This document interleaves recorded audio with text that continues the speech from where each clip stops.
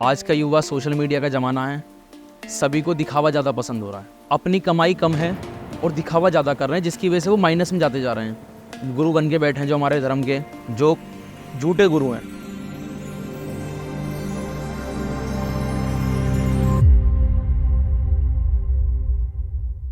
अच्छा योगेश भाई, रुद्राक्ष की बात चल रही है और रुद्राक्ष के बारे में आपने काफ़ी कुछ बताया। रुद्राक्ष को शिव जी का अंश माना जाता है, जी बट इसमें भी कई तरह के वेरिएशंस हैं। हाँ, मिथ हैं, बहुत मिथ हैं इसमें। लाइक कि जैसे एक मुखी रुद्राक्ष हो गया, 5 मुखी रुद्राक्ष हो गया, या इस चीज़ को लेके कुछ लोग बेवकूफ़ भी बनाते हैं। जी, कुछ जी, बाबा लोग आप- बेवकूफ़ भी बनाते हैं। बिल्कुल, आपने बहुत सही बात कही। रुद्राक्ष को लेकर आजकल जो है बहुत झूठ चल रहा है मार्केट में। नकली रुद्राक्ष बनते हैं, लकड़ी जैसे होती है वेस्ट लकड़ी, उसके रुद्राक्ष बना के पब्लिक को बेचते हैं। क्योंकि जो एक मुखी रुद्राक्ष होता है वो बहुत रेयर मिलता है। जो एक पंचमुखी रुद्राक्ष आपको हर जगह मिल जाएगा, बाकी सारे रुद्राक्ष मिल जाएंगे, लेकिन जो एक मुखी रुद्राक्ष होता है वो बहुत रेयर मिलता है।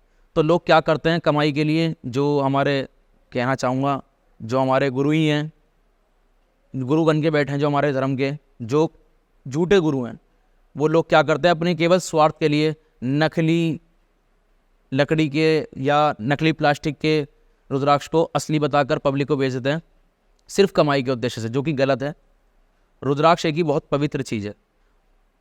और रुद्राक्ष की माला, जैसा आप मैं बताया आपको कि इसमें ना बहुत वैरायटी है आज के समय में।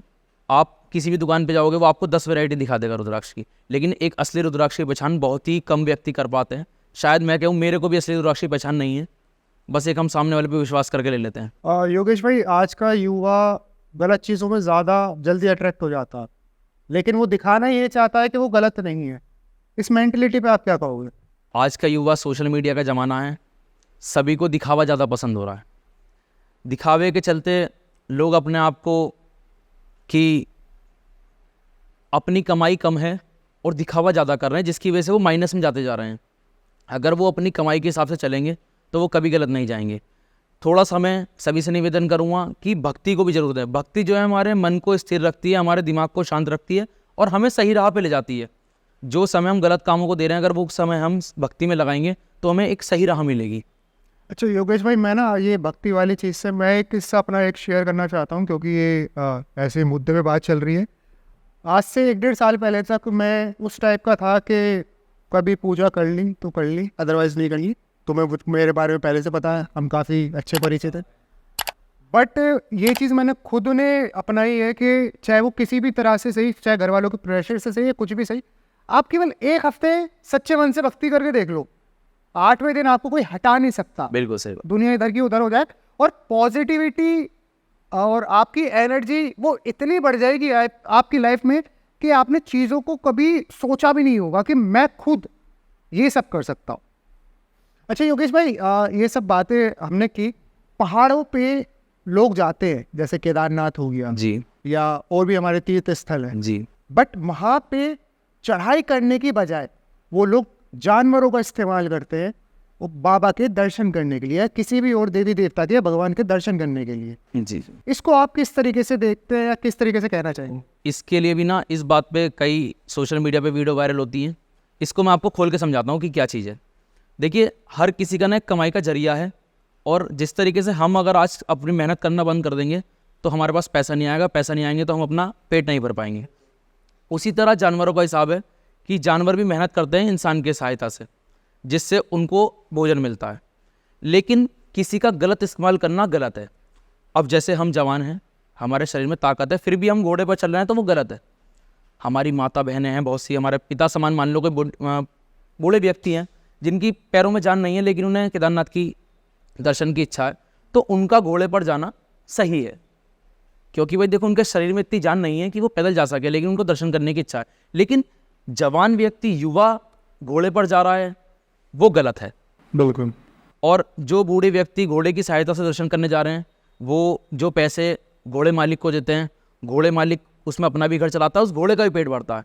तो कहीं ना कहीं उस घोड़े की यात्रा से उस घोड़े का भी पेट भर रहा है, उस घोड़े के परिवार का भी पेट भर रहा है, और उस व्यक्ति के परिवार का भी पेट भर रहा है। तो घोड़े से यात्रा गलत नहीं है, लेकिन यात्रा का तरीका गलत है।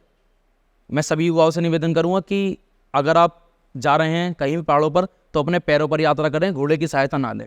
बहुत से लोग ऐसे हैं जैसे जिन्हें दिल की बीमारी है या जिन्हें ऐसी बीमारी है सांस फूलने जैसी, जो पैदल नहीं चल सकते, सिर्फ वही घोड़े की सहायता लें, अन्य घोड़े की सहायता ना लें। अच्छा योगेश भाई, अभी जो मैं कुछ सवाल पूछने वाला हूँ ये थोड़ा सा अतरंगी हो सकता है। आप भक्ति भाव में रहते हैं, आप सनातन धर्म की हर प्रक्रिया को पूरा करने की कोशिश करते जी जी जी, कोशिश हैं। संपूर्ण तो हर कोई नहीं कर सकता। संपूर्ण कोई नहीं कर सकता, कोशिश करते हैं जी बिल्कुल। आपका कभी ऐसा कुछ हुआ है कि आपके सामने कोई नेगेटिव एनर्जी आई हो और आपने उसको अपने भक्ति भाव से या अपनी पॉजिटिव एनर्जी से शांत कर दिया हो, या उस किस्से से निकल गए? बिल्कुल, मैं बताता हूँ, ये हुआ है मेरे साथ और आपने बहुत सही सवाल पूछा। क्या होता था कि आज से 5 साल पहले जब हम भी भक्ति बस मंदिर से आगे निकले तो हाथ जोड़ लिए, मतलब डेली मंदिर जाना या पूजा पाठ करना, मंत्र पढ़ना, ये सब हम नहीं करते थे। नए ज़माने के लोग थे हम, नए ज़माने में रहते थे, क्लब वगैरह जाते थे, रातों को घूमते थे, सारी मस्ती करी है अपनी। लेकिन धीरे धीरे एहसास हुआ कि जो जैसे हम डेली रात को चाय पीने जाते हैं, हमारा जो पूरा ग्रुप था, हम चाय पीने जाते थे 12, 1, 2 रात को, हम रातों को घूमते थे। तो हमारे मेरठ में एक इलाका है, आप जानते हो, कंपनी गार्डन, जो उसके पास रोड है वो काफ़ी बदनाम है इस चीज़ को लेकर, जीपी ब्लॉक। GP block. तो उसके आसपास कुछ ऐसी नेगेटिव शक्तियां हैं जो आज भी हैं, जो मैंने ही महसूस करी है। रात को कई बार जैसे हम स्कूटी पर आ रहे हैं, कभी गाड़ी में जाते थे, कभी स्कूटी पर, तो जैसे हम स्कूटी पर आए तो हमें एक आवाज़ महसूस हुई। तो मैंने अपने पीछे वाले से पूछा, कुछ सुनाई दिया? कह रहा हाँ भाई।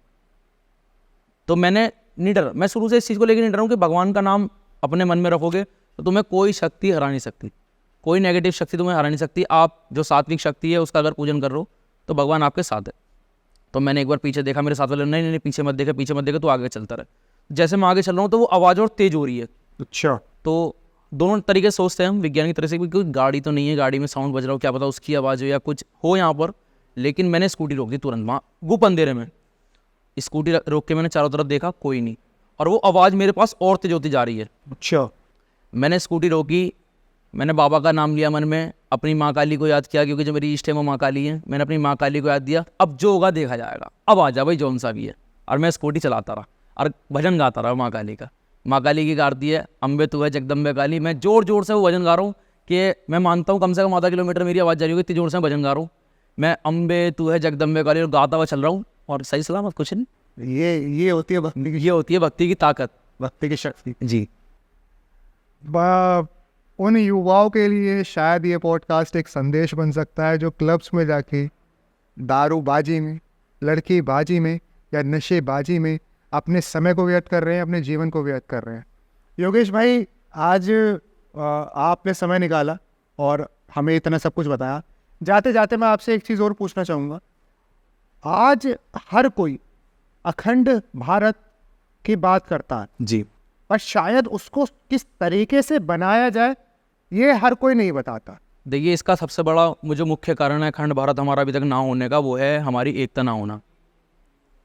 अगर संपूर्ण भारत में, मैं जाति की बात नहीं कर रहा, मैं धर्म की बात नहीं कर रहा, अगर सही भारतवासी एक हो जाएं तो हमारा अखंड भारत होने में ज़्यादा समय नहीं लगेगा। लेकिन हर कोई अपने काम में व्यस्त है, वो सोचता है कि जो हो रहा है मेरे को क्या होने दो, जो हो रहा है होने दो मेरे को क्या। अगर सभी ये लोग ये सोचेंगे तो फिर क्या होगा?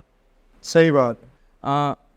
श्री कृष्ण ने भी गीता में कहा है कि संघे शक्ति कलयुग है, कि संघ में ही शक्ति है कलयुग के अंदर। आपने देखा होगा कि अगर किसी गरीब को कोई पुलिस वाला फंसा देता है झूठे केस में, या कोई बड़ा पावरफुल आदमी उसे फंसा रहा है, तो वो अकेला आदमी नहीं बच पाता, क्योंकि पावर के नीचे कहीं ना कहीं वो दब जाता है। लेकिन अगर कोई समिति उसके पीछे लग जाए कि हाँ भाई समिति इंसाफ दिलाएगी, और जब समिति थाने में जाती है, बात करती है कि जी इस वक्त बंदे को तुमने कैसे फंसाया, तो जो पुलिस वाले हैं जो उसे गलत फंसाते फिर वो भी प्यार से बात करते हैं नहीं, तो वो उस पर जो परिस्थिति है वो बदल जाती है और उसे वो बच जाता है उस परिस्थिति से। केवल किसकी वजह से? समिति की वजह से, संघ की वजह से। तो सभी में यूनिटी अगर होगी और सभी एक साथ चलेंगे तो अखंड भारत बहुत दूर नहीं है, बहुत जल्दी बन जाएगा अगर सभी साथ रहेंगे।